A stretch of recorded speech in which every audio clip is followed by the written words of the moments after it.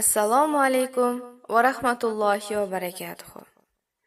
Arafa va kelayotgan Qurbon hayiti bayrami barchamizga muborak bo'lsin.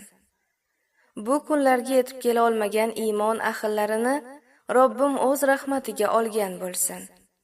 Duolar ijobat kunlarda Allohim qalblarimizdagi ezgu niyatlarimizni o'zi ro'yobga chiqarsin. O'ylaganimizdan ko'ra ham afzal maqomlarga erishtirsin.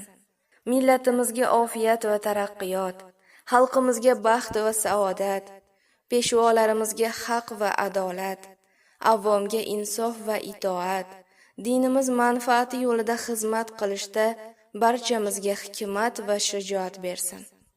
Allohim ilm talabida yurganlarga foydali ilm, befarzandlarga solih va soliha farzandlar, bemorlarga shifo, qarzdorlarga kushoyish, g'ariblarga nusrat, mazlumlarga najot, musofirlarga omonlik, safardagilarga g'animatlar, ummat orasiga ittifoqlik, dushman jamoalariga tafriqa, qalblarga ixtilof, olimlarimizga haybat, omilarimiz uchun olimlarga itoat, farzandlarimizga ilm, odob va ummat xizmati, ayollarimizga hayo va iffat, ota-onalarimizga uzun va saodatli umr, vafot etganlarga rahmat va mag'firat ato etsin.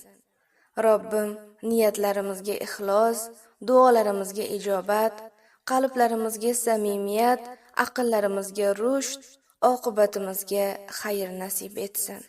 Amin.